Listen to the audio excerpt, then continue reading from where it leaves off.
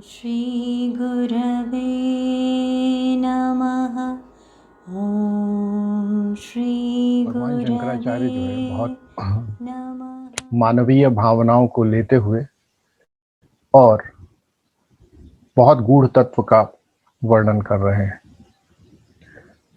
तो इस श्लोक को आप सभी ने पढ़ा। इसका अर्थ ये है कि भगवान शिव का मस्तक जब किसी दूसरी स्त्री के नाम लेने से या मन में उसके प्रति भाव आने से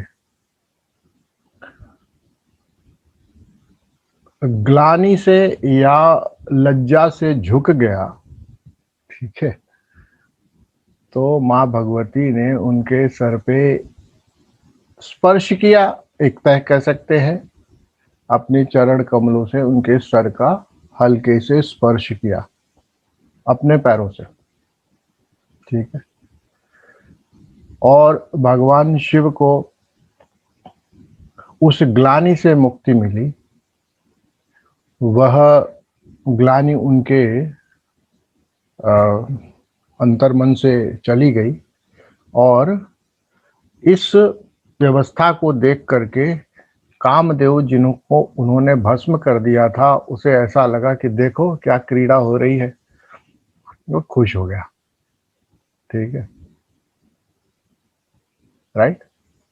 कल की वो पिछली चर्चा में भी मैंने आपसे कहा था कि जैसे जब कोई दो व्यक्ति जो आपस में बहुत प्रेम करते हैं तो उनके बीच किसी तरह का कोई, हम जिसे कहते हैं शिष्ट आचार नहीं रहता, कोई शिष्ट और अशिष्ट की बात नहीं रहती। No sorry, no thank you, whether you tap me और slap me, both are equal, yes or no? But that action has to be out of love, not out of any anger, or it has to be compassionate act, it has to be loving act, है ना। तभी तो जब तक प्रेम है तो गर्दन भी काट दो तो कोई फर्क नहीं है, ठीक है, प्रेम से काटो, लेकिन हाँ, हलाल करो, झटका नहीं चलेगा, ठीक है। अच्छा, तो इस श्लोक का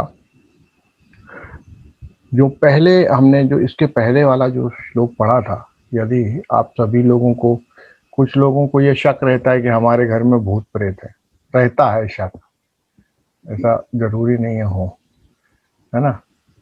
पर अब मैंने आपको बताया था कि हम तो भूतों से ही घिरे हुए हैं, छोटे मोटे नहीं, महाभूतों से, ठीक, और वो भी एक नहीं 5, ठीक है। दूसरी बात है, हम अपने ही भूत से परेशान हैं, किसी और के नहीं। भूत यानी जो निकल गया, जो गुजर गया, जो स्मृति रूप में उपलब्ध है सिर्फ, फिर भी बहुत परेशान करता है, जान नहीं लेता। इसीलिए कहावत कही जाती है कि भूत परेशान करता है, मारता नहीं है, ठीक है, ठीक है। वास्तविकता यही है, पंचमहाभूत भी यही कर रहे हैं, आपको पूरा सहयोग करते हैं आपके जीवन को चलाने में। आप उन्हीं भूतों, भूत तो छोड़ो, महाभूतों के सहयोग से जीवन चलता है। लेकिन यही पंच महाभूत आपको परेशान भी करते हैं, है ना। अन्य बड़ी समस्याएं होती हैं इन्हीं पंच महाभूतों की अवस्था अगर आपके शरीर में बिगड़ जाए, कोई कम हो जाए, कोई ज़्यादा हो जाए, कोई सर उठाने लगे, कोई पैर उठाने लगे इन महाभूतों में, तो होता है ऐसा। इन्हीं महाभूतों से सपोर्ट होते हैं, इन्हीं महाभूतों में फंसे होते हैं। इन्हीं पांचों के विशेष आयोजन को प्रपंच कहते हैं, है ना। और यही प्रपंच हमारे जीवन में कर्म में भी सहायक होता है। जो हम कर्म करते हैं इसी प्रपंच के माध्यम से होता है, बिना इन पांचों के कर्म भी नहीं होता, ठीक है। और इसमें जो अक्रियाशील पदार्थ है या क्रियाशील तत्व है उसे आकाश कहते हैं, ठीक है। तो भूताकाश जैसे सब जगह व्याप्त होता है, वैसे ही अन्य आकाश जो हमारे पास हैं वो भी हर जगह व्याप्त होते हैं, ठीक है। चित्ताकाश, चिदाकाश आदि। ठीक है, यह बताना यहाँ पर इसलिए आवश्यक है कि इस संसार में जो भी विचार है, कर्म है, वह कहाँ घटित हो रहा है? पंच महाभूतों में नहीं हो रहा। पंच महाभूतों का अगर अंतिम अंतिम अंतिम पड़ाव देखा जाए तो इसमें इन भूतों के लिए क्या कहा गया है? या देवी सर्वभूतेषु। ठीक है, समझ में आई बात कि नहीं आई? सभी भूतों में कौन है? वही है। ठीक, तो यह सृष्टि का जो चलना है, ये कोई भूत वूत नहीं चलाता, ना महाभूत चलाते हैं। और ये बहुत पहले भी इस बात के बारे में चर्चा हुई थी, और मैंने यही कहा था कि तत्व जहां पर उसका होना महसूस हो, तत्व माने वह, त्व माने उसका। जैसे गुरु गुरुत्व, जड़ जड़त्व, इसी तत्व। ठीक है, यानी उसका होना महसूस हो, उसका गुण मौजूद हो, उसकी प्रेजेंस फील हो, तो उसको हम त्व लगाते, त्व प्रत्यय लगता है। तो इसी प्रकार से हम तत्व की बात करते हैं। अब देखिए, जितने भी कर्म हो रहे हैं तो कहाँ हो रहे हैं? मैंने कहा पंचमहाभूतों में हो नहीं रहे। तो मैं कल चर्चा कर रहा था कि देखिए, कर्म जैसी चीज कोई होती नहीं है, सब क्रियाएं हैं। ठीक है, अगर श्रीमद् भगवत गीता को समझें तो वही श्री कृष्ण भगवान कहते हैं कि देखो अर्जुन, यहाँ कोई काम वाम हो नहीं रहा है, सब तत्व तत्वों में चल रहे हैं एक दूसरे के, और तुम परेशान मत हो इस चीज को लेकर के। ठीक है, सब तत्व तत्वों में ही एक दूसरे के विचरण करते हैं, एक दूसरे से इंटरैक्ट करते हैं, एक दूसरे के साथ क्रियाएं करते हैं। क्रियाएं होती हैं, कर्म नहीं होता। ठीक है, ये याद रखिएगा। कर्म कहाँ पैदा होता है? कर्म मन में पैदा होता है, सीमित दायरे में कर्ता उत्पन्न होने के बाद कर्म पैदा होता है। ठीक है, बिल्कुल क्लियर, सब लोग समझ लो अच्छे से कि कर्म कैसे पैदा होता है। कर्म होता है अज्ञान से पैदा।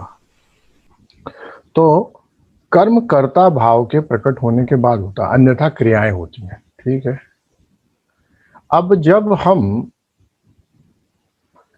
इस शास्त्र को पढ़ रहे हैं और साथ ही साथ हमारा ये उद्घोष है शिवोहम, ठीक है, तो यह समझना पड़ेगा कि ये सारी अपनी कहानी है। जैसे एक बार मैंने बताया था आपको कि एक कोई संत बद्रीनाथ वगैरह गए थे, तो वहां एक बहुत वृद्ध साधक जो है अपनी कुटिया के आगे बैठ के बहुत बड़ा बड़ा वेद पुराण कुछ निकाल के पढ़ रहे थे। वो बहुत बहुत वृद्ध थे, होंगे 90s में। तो ये जो यंग सन्यासी थे, इन्होंने कहा कि महाराज जी, अब इस उम्र में क्या पढ़ रहे हो? तो उन्होंने कहा कि जरा देख रहे हैं कि इन लोगों ने हमारे बारे में क्या लिखा है। ठीक है, समझ में आई बात? तो इस पूरी व्यवस्था को, लेकिन ये आपके बारे में अजय, रमेश, दिनेश, सुरेश के बारे में नहीं लिखा है। ये भी क्लियर हो जाओ, किसी व्यक्ति के बारे में नहीं लिखा है। ये जो शास्त्र है वो चैतन्यम आत्मा, यानी उस चैतन्य के बारे में लिखा है जिसको शिव कहते हैं। जो हम शिवो हम कहते हैं, तो ये नहीं, ये बाबा जी नहीं नाटक करने वाले। ठीक है, या वो बाबा जी नहीं जो नाटक करते सुनने का। देखो, दोनों तरफ बराबर नाटक चलता है। इधर नाटक चलता है कि बोलते हैं, उधर नाटक चलता है कि सुन रहा है। एकदम क्लियर है, ये तो एकदम क्लियर हो गया होगा आपको कि आप अपना नाटक परफेक्टली कर रहे हो। अब मुझे थोड़ा डाउट होता है कि मैं कर पा रहा हूँ कि नहीं, लेकिन आप परफेक्ट हो। सुनने में कहते हैं ना ना निकले किसी की नहीं निकलती, ना निकले किसी की नहीं निकलती है। तो ये नाटक चलता है, और जो नाटक कर ले वही सफल है, क्योंकि ये हो क्या रहा है? नर्तक आत्मा। आत्मा यहाँ आया किस लिए है? नाचने गाने आया है। ठीक है, आत्मा का काम है नाचो। ठीक है, नृत्य एक क्रिया है, ठीक है, पर नृत्य करने वाला पैदा होता है तभी वो नर्तक बन जाता है और तभी वो छोटा आत्मा बन जाता है जिसका आत्मा चित्तम होता है, आत्मा चित्तम, ठीक है। वो कौन सा आत्मा है जो नर्तक है? जिसका छोटा सा चित्त है, चैतन्य नहीं है, ठीक है ना। चैतन्य में स्थापित शिवत्व है, चित्त में स्थापित जीव है, अणु है, ठीक है। तो ये चर्चा अणु की नहीं हो रही, ठीक है। अणु को तो बड़ी मेहनत करके तैयारी करते हुए बीच बीच में ग्लिम्पसेस मिलती हैं शिवत्व की, तो कहते हैं शिव तुल्यो जायते, इसे शिव के इक्विवेलेंट हो जाता है, ठीक है ना।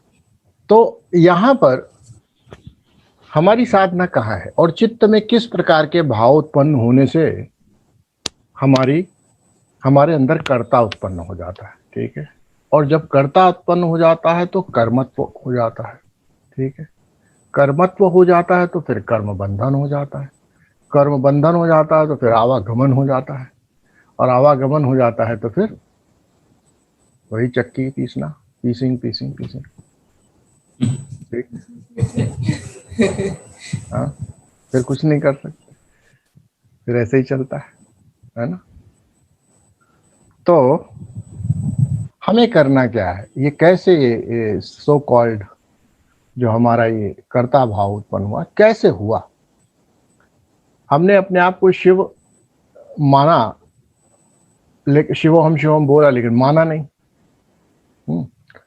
रामलाल बोला, मान गए, क्यों भाई? क्यों भाई? रामलाल, श्यामलाल, हरीलाल, राम प्रसाद, तो मान गए हैं। हमने कहा आप स्वयं भगवान श्री राम है, ब्रह्म है, पर ब्रह्म है, साक्षात परमेश्वर है। नहीं जी, ऐसा ऐसा कैसे कर रहे जी? नहीं माने। देखो क्यों नहीं माने?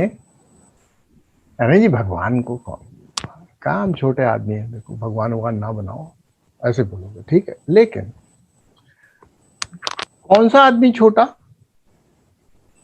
क्योंकि आपने अपने को छोटा देखा है और अपने नाम को छोटे से जोड़ा है, नाम और रूप, ठीक है। आपने अपना कुछ नाम मान लिया है। अगर मैंने कहा भैया भगवान भोलेनाथ कैसे हैं आप, तो कहोगे भगवान ना बोलो। क्यों? क्योंकि हम भगवान नहीं है। क्यों नहीं है भाई? क्यों नहीं है? हमको तो दिख रहा है भगवान ही हो। नहीं नहीं, भगवान ऐसे थोड़ो ना होते, भगवान वैसे होते हैं जिनके गले में सांप होती है, कान में बिच्छू होते हैं, हाथ में ये होता है, जैसा सुनो। पहली बात। दूसरी बात, भगवान के अंदर बहुत ताकत होती है। और फिर तीसरी बात, हमारा नाम भी नहीं है भगवान, क्यों बोलते हो? ऐसा नो। तो हर तरह से अगर किसी का नाम भगवान हो, जैसे एक हमारे फिल्म इंडस्ट्री में थे भगवान, ठीक है, पुराने थे, जानते होंगे, सतीश जी तो अच्छी तरह से परिचित होंगे। ठीक है, ठीक है ना, उनका नाम था भगवान। अब उनको कोई भगवान कहे तो वो उस भगवान के बारे में नहीं सोचते थे, वो समझते थे कि यही भगवान है, भगवान मतलब मैंने एक दिन इस बात की चर्चा की थी, है ना, कि आप सबको आपके नाम का मतलब क्या है, तो सबने मतलब बताया है ना, सबने अपना अपना मतलब बताया, ठीक है ना। ज्योति ने बताया होगा, मान लो इसका अर्थ होता है प्रकाश। रविंद्र बताएंगे तुम प्रकाश का बाप। रवि। और इसी तरह से है ना, वीणा का मतलब वीणा है, अम्बरीश मतलब जो आकाश का, अंबर का आधिपत्य हो। तो इसी प्रकार से सबने अपना पढ़ा, बस सब लोग ये भूल गए कि उस नाम का एक ही मतलब होता है, उस नाम का मतलब होता है तुम, यानी अब मेरी तरफ से कहें और आपकी तरफ से उस नाम का मतलब होता है मैं, ठीक है। क्योंकि जब मैं वीणा को वीणा या बीना, जैसा भी उसने अपना रख लिया है अपभ्रंश में, बीना बोलता हूं, तो बीना को वीणा थोड़ा ना दिखाई पड़ती है, राइट। अनुराधा को अनुराधा बोलता हूं तो अनुराधा को अनुराधा नक्षत्र थोड़ा ना दिखाई पड़ता है ना। उसको क्या समझ में आता है, ज्योति को ज्योति बोलो ज्योति के दर्शन हो, ऐसा थोड़ा ना इसको दिखता है, ज्योति मतलब मैं, राइट और नॉट। इसी तरह से शिव का अर्थ क्या है, वह मैं जो आइडेंटिफिकेशन से परे, बस, ठीक है, समझ में आए। भगवान वो जो जो माया के आइडेंटिफिकेशन को अपने साथ लेकर के, ईश्वर वह जो माया के आइडेंटिफिकेशन को अपने साथ लेकर के सृष्टि का निर्माण करता है। तो आप ही ईश्वर हो, आप ही शिव हो और आप ही जीव हो, अलग अलग लेवल पे। जैसे आवाज आई, पापा पापा आए, हमारे लिए क्या लाए, अभी आप क्या हो, पिता हो, राइट। आ गए महाराज शहजादे जी, अभी आप क्या हो, पुत्र हो। ये आदमी तो बिल्कुल बेकार है, 2 टके का, कभी कुछ कर नहीं सकता। कौन? समझ सकते, समझ गए ना, क्लियर हो गया आपको, अपनी आइडेंटिटी क्लियर हो गई। एक मंत्र पढ़ा गया और आइडेंटिटी क्लियर। पर यदि शिवो हम पढ़ा गया, तत्त्वमसि पढ़ा गया, तो उससे भी तो क्लियर करो कि मैं कौन हूं, वो वाला, ठीक है ना। जब बोला गुरु महाराज ने तत्त्वमसि, वही तुम हो, तो सुन करके किस हिस्से को अपने कहोगे या किस हिस्से को नहीं कहोगे, करेक्ट।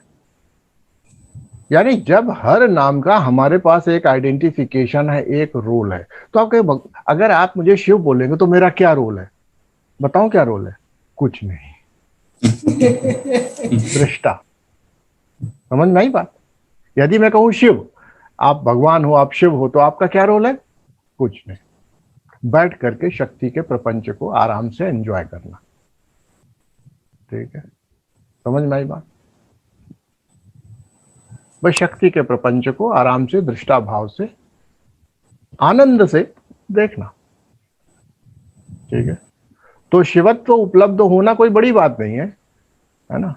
दिन में 5 बार तो होता ही है आपको उपलब्ध क्योंकि जब दृष्टा भाव से देखते रहते हो, आपकी मर्जी का कुछ होता नहीं। वो सिर्फ इतना होता है कि शिव जी थोड़ा परेशान से रहते हैं, फ्रस्ट्रेटेड शिवत्व।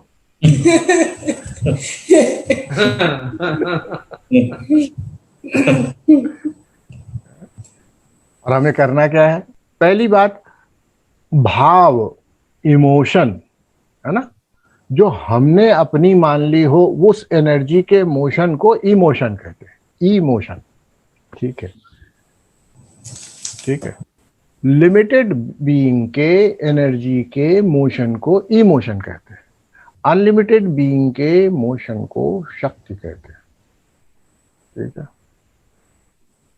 शक्ति का साम्राज्य हो गया, ठीक है।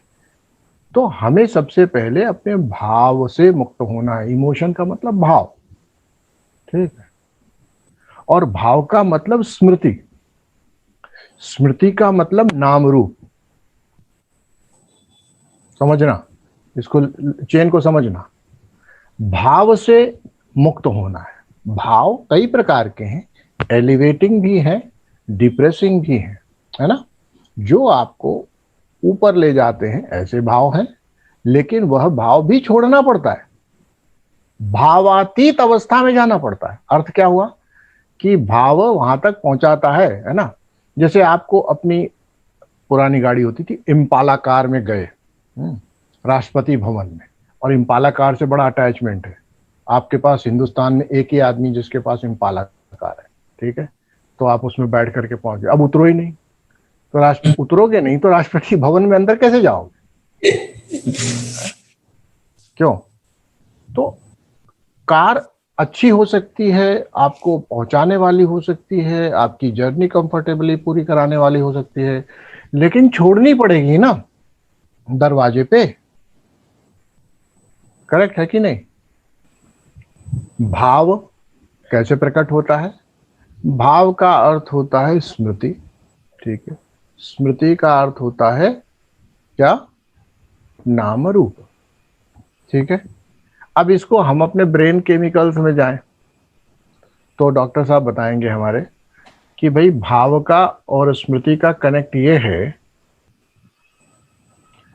कि जब एक्सटर्नल एनवायरनमेंट या सो कॉल्ड इमेजिन्ड एनवायरनमेंट में हमें वो इंप्रेशंस मिलते हैं, उन इंप्रेशन से सिमिलैरिटी होती है जो हमारे उस मेमोरी पैच के अंदर स्टोर्ड हैं, तो ब्रेन उसको इमीडिएटली, भाव नहीं प्रकट हुआ अभी, सिर्फ इंप्रेशन बने, पहले हम उल्टा चल रहे हैं, पहले इंप्रेशंस, इंप्रेशन से स्मृति, स्मृति नाम रूप से स्मृति, स्मृति से फिर भाव। लेकिन स्मृति से भाव का अर्थ सिर्फ ये होता है कि जिस चीज की स्मृति नहीं होगी उससे कोई भाव भी नहीं आएगा। याद रखना, ये चीज को समझ लो। अगर तुम्हें कोई स्मृति ना हो तो तुम्हारे अंदर भाव नहीं आएगा। भाव प्रकट क्या होता है? स्मृति के माध्यम से होता है, और स्मृति नाम रूप होती है। भाव के पार जाना, भाव के पार जाना, भावातीत अवस्था को प्राप्त करना ही हमारा उद्देश्य है। ठीक है, लोग कहते हैं कि भाव के भूखे हैं भगवान, ठीक है ना। तो भाव के भूखे हैं का अर्थ यही होता है कि वो आपका भाव खा जाएंगे। लोग समझते हैं कि इसका मतलब है हम भाव बनाते रहें। भाव के भूखे मतलब वो अंत में जब आपका भाव भी खा जाएंगे। लोग गलत समझते इस बात को, तो आज तक भी आप गलती समझते हो। भगवान भाव के भूखे मतलब भाव जहां देखते हो उसको खा लेते, लेकिन खाद्य भाव हो तो खाते, ऐसा नहीं है। क्रोध को, घृणा को, है ना जी, ईर्ष्या को नहीं खाते, विशेष भावों को खाते हैं, प्रेम के भाव को। वो क्या करते हैं, अंत में उस प्रेम के भाव को भी वो खा लेते हैं, क्योंकि आपका प्रेम लिमिटेड है। उस भाव को खा के फिर आपको मुक्त करते हैं, और उस मुक्त अवस्था में आप अनंत प्रेम को प्राप्त हो, तो क्योंकि आप लिमिटेड हो, लिमिटेड भाव ही तो क्रिएट करोगे, है कि नहीं, है ना। क्यों? जैसे आपका क्रोध और शिव जी का क्रोध, दोनों में अंतर है कि नहीं है? आपका क्रोध चूहे तक को तो डराता नहीं। आप बैठ करके ऐसे आंखें करो, तीसरी आंख भी खोल लो, चूहा वहीं ऐसे ऐसे खाता रहेगा।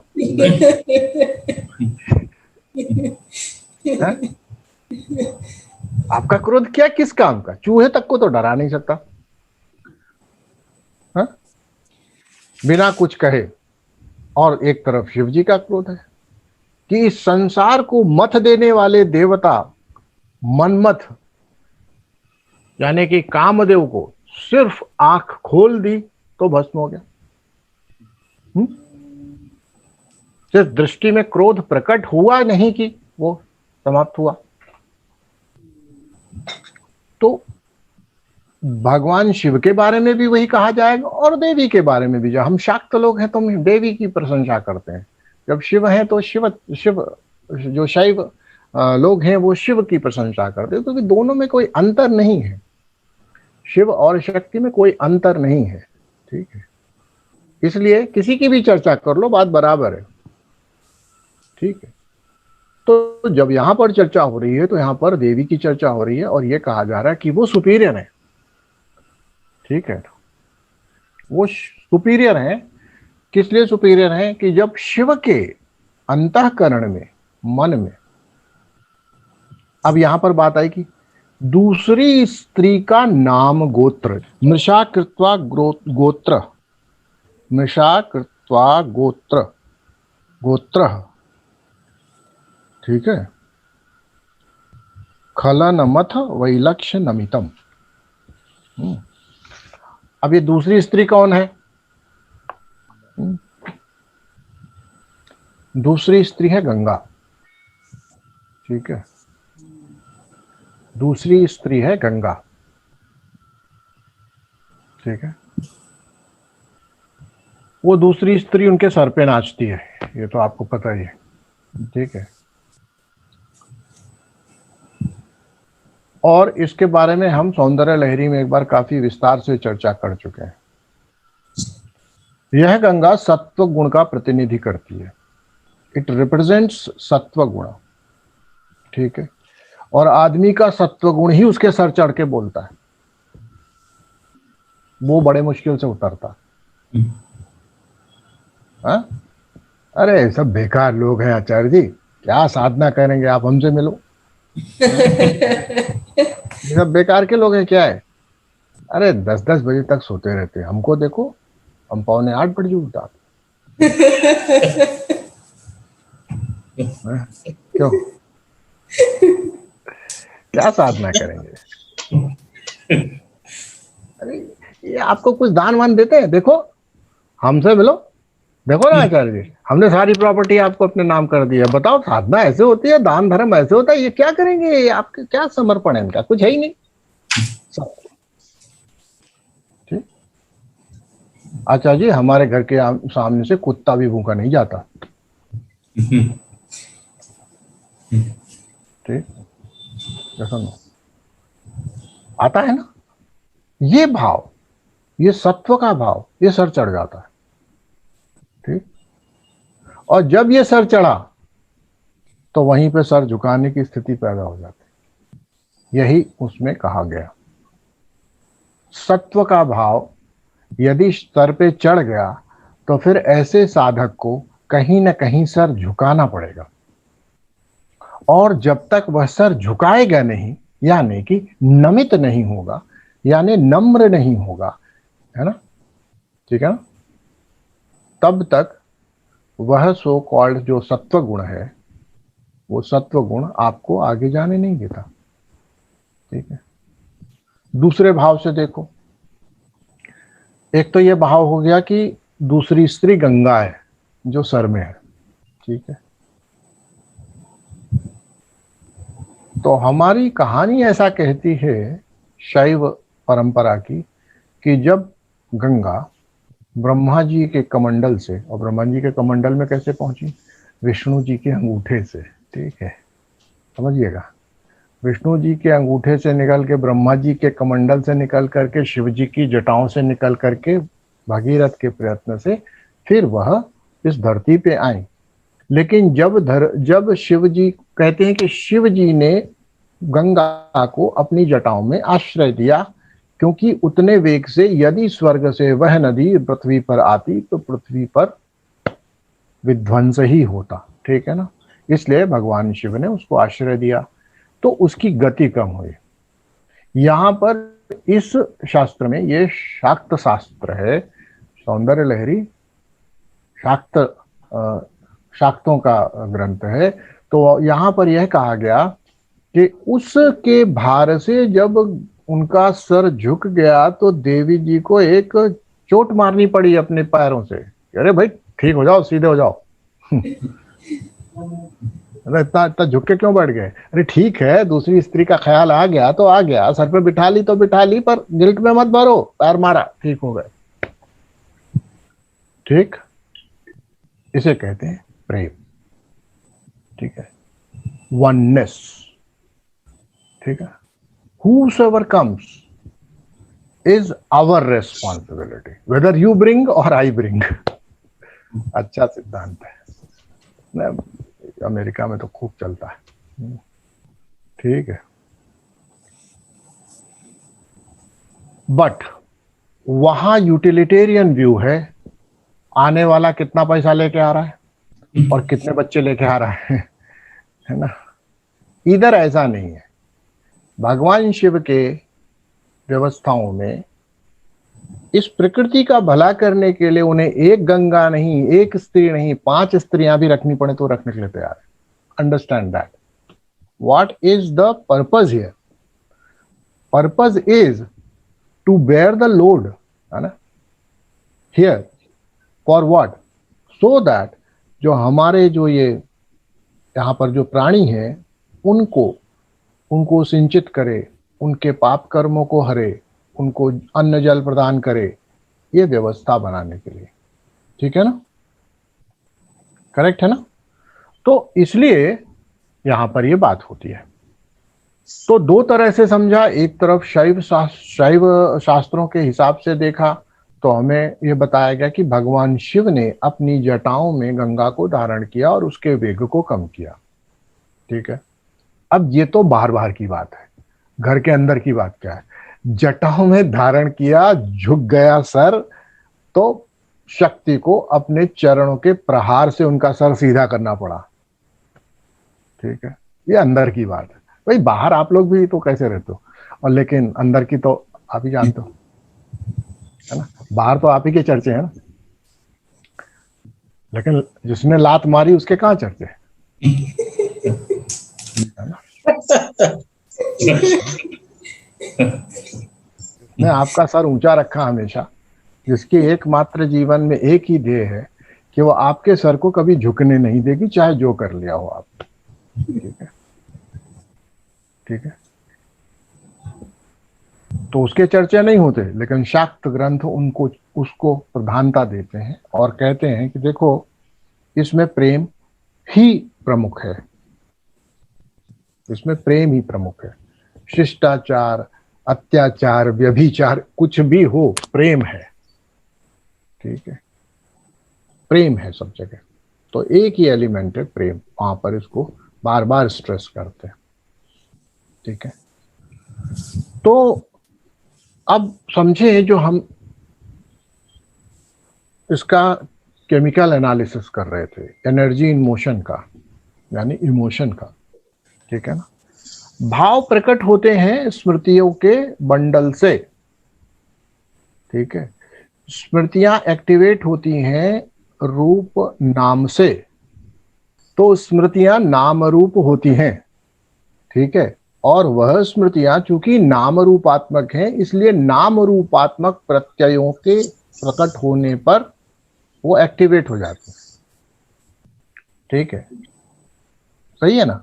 नाम रूप मुख्यतः, कई बार और भी सेंसेस हैं, लेकिन वो गौड़ माने गए हैं, ये भी मैं बता दूं, ऐसा नहीं है। जैसे उदाहरण के तौर पर कभी महक आई, है ना, किसी गांव में गए आप और वहां पर आपने खाना खाने के लिए बाहर बैठे हो चौपाल में, और आपको कहा गया है कि बैठो महाराज जी, अभी आता है भोजन, और अंदर वो छौंक बघार तड़का लगाने के लिए वहां पर मसाले डाले गए और छौंक लगाई गई और बाहर तक उसकी महक आई। राइट, जैसे ही वो महक अंदर आई, आपके नासिका छिद्रों से अंदर पहुंची, अभी आप अपने बचपन में चले गए। क्यों? ये वाली महक हमारी दादी जी जब लगाती थी तो ऐसी महक आती। होता है, ये भी होता है। तो ये थोड़ा थोड़ा है, पर ज्यादा नाम रूप, यानी imagery and sound. What triggers an emotion? Majority में इमेजरी एंड साउंड। ठीक है, नाम और रूप। ठीक है, तो इमोशन ब्रेन के हिसाब से क्या है? Residual chemical. देखो, रेजिडुअल सिग्नलिंग केमिकल। क्यों? यानी देखो, नाम रूप का कोई अस्तित्व नहीं है, वो आपके बाहर है। ठीक है ना। नाम और रूप क्या है? बाहर है। पर उस नाम रूप ने आपके शरीर के अंदर एक जगह पर माउंट एवरेस्ट बना रखा है, या बहुत गहरी खाई पैदा कर रखी है, मटेरियल हटा रखा है, या मटेरियल इकट्ठा कर रखा है, या वहां पर मिस्र के पिरामिड बना रखे हैं। कुछ भी तो कर रखा है। क्या किया है उसने? उस ऊर्जा ने पदार्थ को जन्म दिया है। उस ऊर्जा ने, या ऐसा नहीं मानना चाहते हो कि नहीं, हम तो ऊर्जा से पदार्थ पैदा तो नहीं हुआ आचार्य जी, कम से कम इतना तो मान सकते हो कि रीऑर्गेनाइज हो गया, लेकिन कुछ तो हुआ जिसने एनर्जी से मैटर को इंटरैक्ट करा करके और बड़े सटली अपने मन में, आपके अंदर, इस ब्रेन में, हाँ, इंटरकनेक्शंस बन गए। तो एक बंडल ऑफ सर्किटरी बन गई अब। अच्छा, तो जब जब ऐसे व्यवस्थाएं बनेंगी आसपास आपके, तो वो सर्किटरी एक्टिवेट हो जाएगी। ठीक है, और जब वो सर्किटरी एक्टिवेट हो जाएगी, तो वो सर्किटरी क्या करेगी?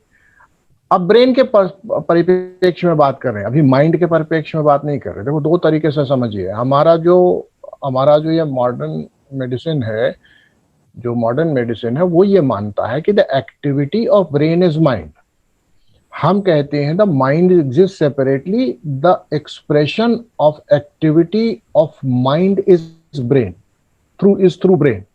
ठीक है, व्हाट वी से, mind exist independent of brain, a brain is just a via media, है ना, a physical instrument for the expression of that mind which remains there despite brain। Okay, ठीक है। तो अब दोनों तरह से देख लेते हैं, इधर से भी समझ लेते हैं, उधर से भी समझ लेते हैं। तो हमें करना क्या पड़ेगा, कितनी लातें सर पे पड़े हमारे, यानी हमें एक शॉक चाहिए।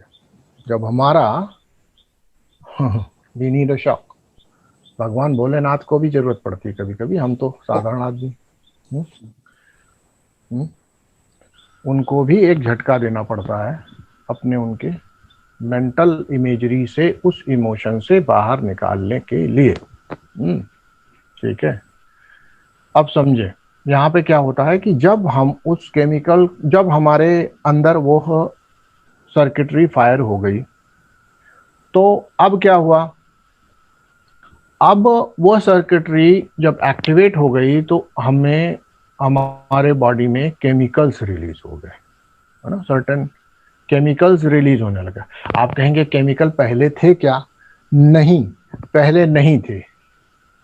केमिकल बनाने का आदेश मिला वहां से, ठीक है, फैक्ट्री में, कि भाई देखो अब ये इमोशन जीना है, ठीक है, अब प्रेम करने का समय आ गया, फैक्ट्री में केमिकल का ऑर्डर दे दो, अब हम प्रेम करेंगे।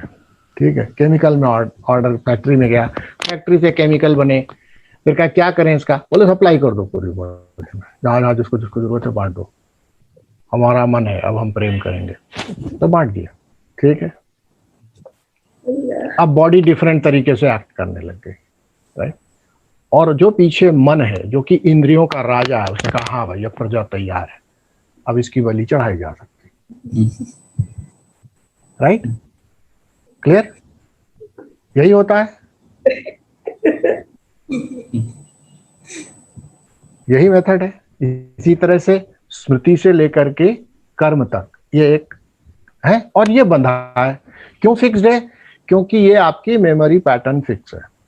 ठीक है, अब इसके आगे हमारे मॉडर्न साइंस ने भी कहा, धीरे धीरे उनको वहीं पहुंचते हैं, धीरे धीरे वहीं पहुंच जाते हैं जहां हम हैं। मॉडर्न साइंस कहता है कि भाई ये जरूरी नहीं है कि ये जो सो कॉल्ड इम्प्रेशंस हैं इंद्रियों के या हमारे जो कॉग्निटिव ऑर्गन्स हैं वो एक्सपोज्ड हों इन किसी इम्पल्सेस को, है ना, वैसा सुगंध हो, वैसी अच्छी अच्छी हवा बहे, है ना, मलयाचल की, वैसे ही, है ना, बरसात हो, है ना, तो ही पकौड़े खाने का मन हो, ऐसा जरूरी नहीं है। अगर आप अपने मन में कल्पना भी कर लेंगे, यानी कि अगर मन में वैसा नाम रूप आप अपने मन में ऐसा प्रकट कर लेंगे, तो भी वही सब होगा। कोई जरूरी नहीं है कि बरसात होए, ठीक है, क्योंकि बरसात तो मन में अपने आप आंख बंद करके भी हो सकती है। करण शक्ति स्वतो अनुभवात, अपनी करण की शक्ति से आंख बंद करी और बारिश हो रही है, थोड़ी देर बाद बोले भाई पकौड़े होने चाहिए। ठीक है, क्यों? क्योंकि अब सारी जो हमारी सर्किटरी है उसमें पकौड़े खाने की तैयारी पूरे सिस्टम में बना दी। करेक्ट। विज्ञान भैरव तंत्र में इस पर आधारित धारणा भी है। ठीक है, ठीक है, I think 69th and 70th है शायद ऐसी, एक में तो क्रिया करके है और एक में सिर्फ स्मृति से है। ठीक है, कि कोई भी काम हो, कोई भी काम हो, उस काम को करने में जब आपका अंतर्मुखी चेतना पर, ठीक है, ध्यान हो जाएगा, तो वो स्थिति आपकी लिबरेशन की है, भैरव की स्थिति है। ठीक है ना, तो यहां पर हमें क्या करना है, अब हमें अपनी स्मृतियों से मुक्त होना है, ऐसी स्मृतियों से जो हमें गलत गलत इमोशन में लेके जाते हैं। मैंने कहा ना, भाव तो बनाना है लेकिन बेकार का नहीं बनाना है ना, अच्छा भाव लगाना अपना, ठीक है ना। अपना जब खुद बनाना है भाव तो अच्छा बनाना चाहिए ना, क्योंकि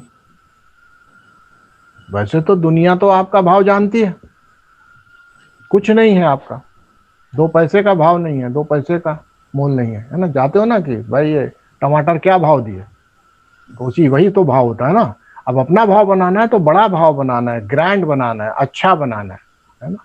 और वो कैसे होगा, वह होगा अपनी इस स्मृति को समाप्त करने से, ठीक है, ठीक है। कैसे समाप्त होगी, पहला श्लोक पढ़ो दुर्गा सप्तश्लोकी का। ज्ञानिनाम अपि चेतांसी देवी भगवती ही सा, बलादा कृष्ण मोहाय महामाया प्रेक्षति। भाई देवी जी तो अपना काम करती हैं और हमारे को अज्ञान में डाल करके सब काम करा लेती हैं। तो क्या करें भाई, तो देवी जी को एक्टिवेट करो। देवी जी जिस तरीके से आप हमसे काम कराती हो ना, बड़ा स्नीक है ना, you sneak into it and through Smriti you sneak into it. तो कहते दुर्गे स्मृता हरस भीति मशेष जंतो, स्वस्थ स्मृता मति मति व शुभाम ददासी, दारिद्र्य दुख भय हारिण का आत्मधन्य सर्वोपकार करना है सिद्धार्थ।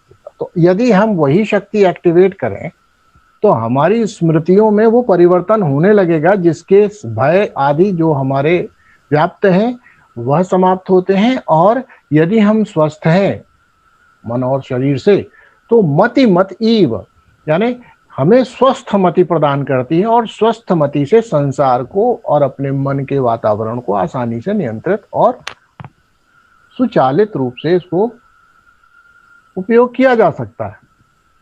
मति ना हो तो कुछ नहीं है ना, क्योंकि कई लोगों की समस्या यही है, दुनिया में अभी फंसे हैं, पर 2 मिनट के लिए मति मारी गई थी। तो सुनो, सारी दुनिया की फसंत क्या है, 2-4 मिनट की मति का मारा जाना। तो मति मारी गई है मिनट 2 मिनट की है कि साहब गुलेल बनाएंगे हम भी, चिड़िया मारेंगे हम भी, ठीक है, थोड़ी देर के लिए। और फिर गुलेल मारी, चिड़िया मर गई, फिर चिड़िया की लाश लिए टहल रहे, फिर सरकार ने पकड़ लिया, फिर जेल में डाल दिया, फिर कहा आजीवन कारावास, कैद बा मुशक्कत, चिड़िया मारी। ठीक है, यही तो हो रहा है ना, कैद बा मुशक्कत, मुशक्कत भी करनी पड़ेगी। कैद में फ्री में खाना नहीं मिलेगा, मुशक्कत भी करनी पड़ेगी। क्या थी, मति मारी गई, ठीक, थोड़ी देर के लिए। तो क्या करना है, माँ भगवती से ही प्रार्थना करना है कि हे माँ, अपने चरण कमलों का थोड़ा सा हमारे ऊपर भी कृपा दृष्टि डालें। जरूरत हो तो 2-4 तीक्ष्ण प्रहार भी चलेंगे। जब भगवान भोलेनाथ को ऐतराज नहीं है तो हमें क्यों होगा, ठीक है। तो आप हमारे मन से यह जो नाम रूप का जो संसार है, इसको हटा दो, ठीक है, क्योंकि यही नाम रूप का संसार मेरे अंदर गलत गलत स्मृतियों को लाता है और मेरे भाव बदलते हैं, और उन भावों से मैं पुनः पुनः संसार में प्रवृत्त होता हूं और अपने ओर देखने के बजाय संसार की ओर देखने लगता हूं। ठीक है कि नहीं, है कि नहीं?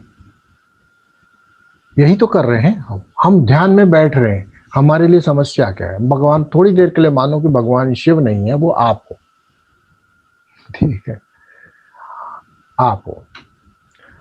और भगवत चिंतन करने के लिए, माँ भगवती का चिंतन करने के लिए बैठो।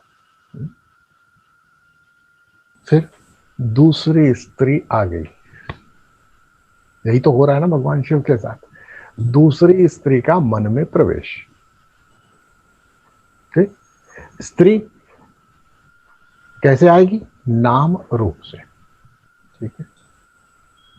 आपके मन में जब आप बैठते हो, अपने आत्मचिंतन में बैठते हो, ध्यान में बैठते हो, प्राणायाम में बैठते हो, जप में बैठते हो, तो किसी एक लक्ष्य को लेकर बैठते हो ना कि ये करना चाहिए, लेकिन वो होता नहीं ना। क्यों नहीं होता? क्योंकि कोई और स्मृति आ जाती है, या सुनो, कोई नाम रूप फ्लैश करने लगते हैं। तो अब क्या करें भाई? तो जो फ्लैश करा रहा है उसी को हैंड ओवर कर दो। कल चर्चा कर रहे थे ना कि जिसके पास ये कैपेसिटी हो उसी को काम देना चाहिए। ठीक है। मन को चलाने का जो ओरिजिनल जो है प्लेटफॉर्म है, बायोस, वो माँ भगवती के पास है। तो उनको ही पकड़ा दो, क्योंकि अपने को तो मालूम नहीं कि पश्यंती में परा में क्या है। अपने को तो मध्यमा में आते पता चलता है, इसके बाद फिर वैखरी में हम प्रकट करते हैं। लेकिन हमें जब पश्यंती और परा में होती है वाणी, तो हमें कहाँ पता चलता है कि अच्छा बताओ 3 मिनट बाद कौन सा थॉट आने वाला है। इसका मतलब है बता ही नहीं सकते। अर्थ क्या है कि पश्यंती में जो है वो अभी पता नहीं चलता हमको। तो किसको पता है? माँ भगवती को पता है, को पता है ना? क्या पता है कि अब इसके बाद कौन सा आउट होने वाला है ना? फर्स्ट इन लास्ट आउट, या first in first out, what ever वे, जो भी माँ भगवती की लॉजिक हो, पता नहीं। फर्स्ट इन एनीथिंग आउट, कौन जाने। माँ भगवती जाने कौन से स्टैक्स एंड क्यूज के लॉस फॉलो करती है वो। हमें तो मालूम नहीं, हमें तो रैंडमाइज ही लगता है। कौन सा थॉट कब आता है हमने तो प्लान किया नहीं होता, तो कौन लाता है भाई? अरे कोई तो शक्ति है, उस शक्ति को बोलो। नहीं जानते कोई बात नहीं, कहाँ है? बाहर हो ना हो, अंदर तो जरूर है कि थॉट तो अंदर ही आ रहा है। थोड़ी देर के लिए ऐसा मान लो है कहीं तो अंदर ही है। क्यों ऐसा नो? तो हम अब इनविजिबल भूतों से तो डर करके पूजा पाठ करना शुरू कर देते, लेकिन जो हमारे अंदर से इतनी शक्तियों को प्रकट करके इतने सारे हमारे लिए व्यवधान या उत्थान के विचार प्रकट करते, उसके प्रति हमारी ना कोई कृतज्ञता है ना ही रिकॉग्निशन है। Is it not? है कि नहीं? घर में रखा हुआ एक ग्लास रोज अपने आप कहीं खिसक जाए थोड़ा बहुत दाहिने बाएं, आपके देखते देखते, तो आप कहोगे भाई बहुत ताकतवर भूत है। कहोगे कि नहीं कहोगे? बोलो। इतना ताकतवर भूत है कि मैं रखता हूं गिलास यहां और मैं 2 मिनट बाद देखता हूं, देखते देखते वो इधर से गायब होकर के इधर दिखाई पड़ता है। करेक्ट और नॉट? ऐसा कहोगे कि नहीं बहुत ताकतवर भूत है? बोलो, कहोगे कि नहीं? अब तुम देखो तुम्हारे मन में क्या हो रहा है। तुम्हारा मन एक थॉट यह प्रकट करता है और उसके बाद समाप्त, तो फिर दूसरा प्रकट करता है जो कि तुमको पता नहीं कैसे आया, फिर तीसरा प्रकट करता है, तुमको नहीं पता चलता। तुम ये नहीं कहते यार जो भी ये कर रहा है बहुत ताकतवर है? यस और नो? बोलो भाई। जो भी ये क्रियाएं कर रहा है बहुत ताकतवर है भाई। हम अगर पास्ता खा के खून बना सकते मशीन में डाल के, पास्ता खा के हार्ट और लंग्स और लिवर बना सकते, ये तो हम तो नहीं कर पा रहे। ये बहुत ताकतवर है जो भी है। कम से कम इतनी तो स्वीकृति होनी चाहिए ना उसके लिए, कि नहीं? तब आपको समझ में आएगा अरे हम बेकार में चक्करबाजी में पड़ते हैं, जो नहीं हो रहा उसी को दे दो। बोलो भाई, समझो। सरेंडर और कैसे आता है भाई? सरेंडर का अर्थ क्या है? यही है, जो अपने से नहीं होता वो दे देना। तो हमें क्या करना है? मन को नाम रूप से मुक्त रखते हुए ही हम शिवत्व को उपलब्ध है। नहीं तो हम ऐसे जीव भाव में आके ग्लानि में आ जाएंगे। ग्लानि तो एक भाव कहा गया, भाव ही तो है, इमोशन ही तो है, ये रिप्रेजेंटेटिव है सिर्फ। ठीक है ना? डिप्रेसिंग डिस्ट्रैक्टिंग इमोशंस का the emotions which scatter your whole being into pieces, ये सिर्फ उसका रिप्रेजेंटेटिव है कि नहीं? शिव का सर झुकाना लज्जा से ये सिर्फ उसका रिप्रेजेंटेटिव है। यानी हम आए थे हरि भजन को होटल लगे कपास, अगर हमको इस बात की जानकारी हो गई और फिर भी हमारा सर लज्जा से नहीं झुका तो फिर किस बात की बात? तो फिर क्यों? जब हम करने बैठे थे हरि भजन, करने बैठे थे ध्यान, करने बैठे थे जप, और जैसे ही पहली माला में हाथ चला तुरंत जो है हमारा उधर लेजर खुल गया।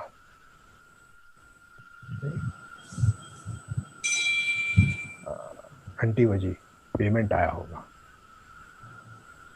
SMS आया होगा पेमेंट का, कस्टमर को पेमेंट देना था, हाँ शायद अब की बार आया होगा, राइट? ऐसा नो। तो करने बैठे थे मंत्र, करने बैठे थे ध्यान, करने बैठे थे आत्मचिंतन, पर समस्या वही है कि जितनी बार अब घंटी बज रही है उतनी बार हमको कस्टमर का ध्यान आ रहा है, उतनी बार हमको क्रोध जा रहा है, पेमेंट ही नहीं देता यार, ये अच्छी बात है। ठीक, राइट और नॉट? हमने मेल डाला किया, रिस्पॉन्ड ही नहीं करता ये आदमी, और हम मंत्र जप रहे हैं, जा देवी स्वरूप क्या होगा ऐसे? तो कबीर इसीलिए तो कहता है कि माला तो कर में फिरे, जिह्वा तो मुख में फिरे, ऐसे तो है, ये सिमरन नहीं है। और मनवा तो चहुदिस फिरे, और मन को घुमाने के लिए कोई आवश्यकता नहीं है किसी, तुम्हारे पास बहुत सारे थॉट्स आते हैं, सुनो, ये तो तुमको भी पता है कि 50,000 आते हैं, लेकिन हर थॉट के पीछे तुम नहीं भागते, तुम उसी थॉट के पीछे भागते हो जिसमें तुम्हारा भाव जुड़ता है। याद रखना, ऐसे तो 1000 थॉट आते हैं, किसी भाव के पीछे जब तक भाव नहीं जुड़ेगा तुम्हारा तब तक उस थॉट स्ट्रीम को परस्यू नहीं करोगे। ध्यान कराने वाले जो लोग ध्यान पे डायरेक्ट शुरू करा देते, हम तो कराते नहीं, हम तो कहते ध्यान मान ना करो, तुम ध्यान से जियो, ध्यान से रहो, बस ध्यान मत करो, है ना? करने लगोगे तो फिर गड़बड़ हो जाएगी, तो तुम सिर्फ ध्यान से रहो, ठीक है? उसमें ज़्यादा अपॉर्चुनिटीज है, 10 मिनट का मेडिटेशन और बाकी टाइम फ्रस्ट्रेशन ना करो, है ना? Only live carefully. तो इस तरह से हमको क्या करना है वहां पर कि हम जब ध्यान करने जाते हैं तो लोग कहते हैं कि जो भी भाव, जो भी विचार आ रहे हैं उसमें रस न लें। विचार में कोई रस नहीं होता, विचार जब आता है तो उससे कोई भाव जुड़ जाता है, भाव ही रस का अर्थ है।